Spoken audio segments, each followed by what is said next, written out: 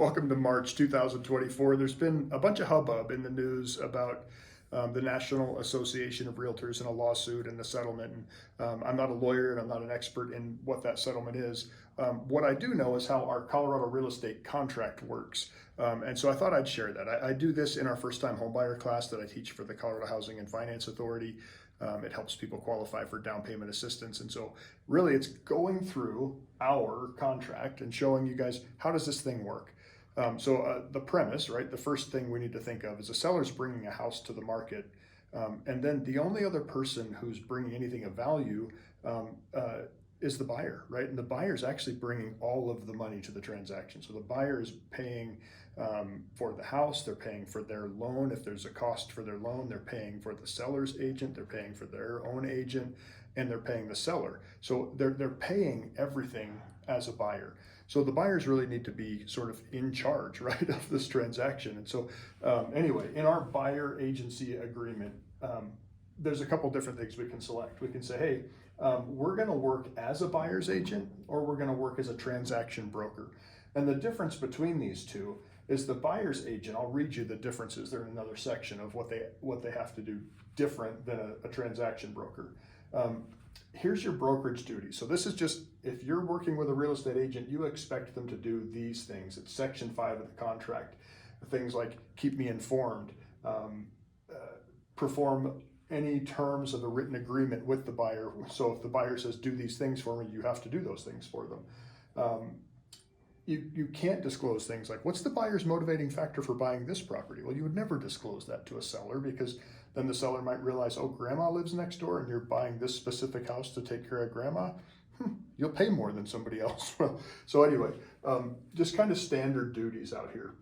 And then the piece that's important to me is as a buyer, if I'm in your shoes as a buyer and I'm saying, hey, what do I want? Do I want a transaction broker or do I want an agent working for me? You want an agent working for you specifically. And here's their additional duties of the buyer's agent. These additional duties to me are standard duties because I typically work as an agent for people. I have to promote the interests of the buyer with the utmost good faith, loyalty, and fidelity. I have to seek a price and terms that are acceptable to the buyer, and I have to counsel the buyer to any material benefits or risks of the transaction that are actually known by me. And so if you don't have a buyer's agent, if you have a transaction broker, well, you're missing out on these 3 key pieces that I think all of us just assume happen. And so it's good to walk through these forms, this specific contract with an agent before you hire them to work for you, because this says, how are you going to work for me? And then as a buyer, you have other things you can do in this contract. So it's broker fee, right? So how is the buyer, how is your agent going to get paid? You get to pick. You can pick any way you want. In this one, it says that this buyer is going to pay 3% of the purchase price to their buyer's agent. Well, that's pretty simple. We can change that number to anything, 10%, 1%, whatever fits. There's also different things. We could, instead of having a success fee, we could have an hourly fee.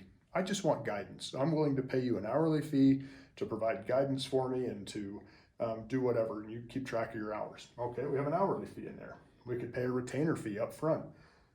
We can have other types of compensation.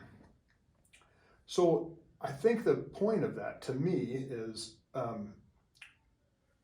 as a buyer, you can pick when you enter into this contract with your agent. Obviously, it's a negotiation between the two of you, but you have to come to agreement or it doesn't work. How are you going to get paid, agent? What are you going to do for me? How are you going to do it for me? And then when you both agree, then you can enter into this contract. There's other things in here, like let's say the kind of the standard old version out there is the MLS would have an offer of compensation to an agent. And it would say, hey, if you bring your buyer here and you close on this property, agent, you'll get paid this much. And that's typically the seller saying, hey, we'll pay this much of a buyer's agent's fee. Remember, the buyer is paying the seller and the seller's giving that money back to the buyer's agent. And in this form is where the buyer's hiring their agent. So in here, we can say things like the listing brokerage is going to pay, but let's say they don't pay enough. Well, then the buyer's obligated to pay. Let's say the listing brokerage is saying, we're not paying a buyer's agent. So now the buyer's out there, wants that house, doesn't want to do it themselves, still wants the help to do all the work, get rid of some of the liability. Well, how do they pay their agent? Well, they can pay any way they want, right? In this case, it would say that they have to pay that agent at closing because the buyer's obligated. Well, you can go right down here and say buyer's not obligated to pay, and you can select that box, and then you and your agent have to work out compensation some other way. So anyway, these are, I think, I haven't, again, I'm not an attorney and I haven't been in that lawsuit.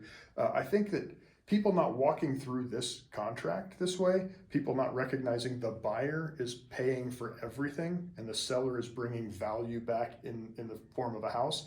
I think people kind of getting that out of whack and thinking maybe as agents we're important, we're more important than the transaction. I assume that's probably what happened and why that lawsuit had any merits at all. Because if we were all following this contract and we all recognized buyers are hiring an agent to work for them to go into this marketplace and buy a house, I don't think that there would have been as big a hubbub about it. Anyway, Mike's opinion, not founded in law. Anyway, if you guys want to walk through this contract, if you have questions about your exclusive right to buy contract before you enter it, I'm always happy to answer questions. I walk through these contracts with my buyers. I'm happy to do it. I walk through these contracts with first-time buyers that I'll never work with, just in a teaching space. So I'm very happy and comfortable walking through the implications of each of these decisions. So if you want to have that conversation with me, reach out. I'm happy to share with you.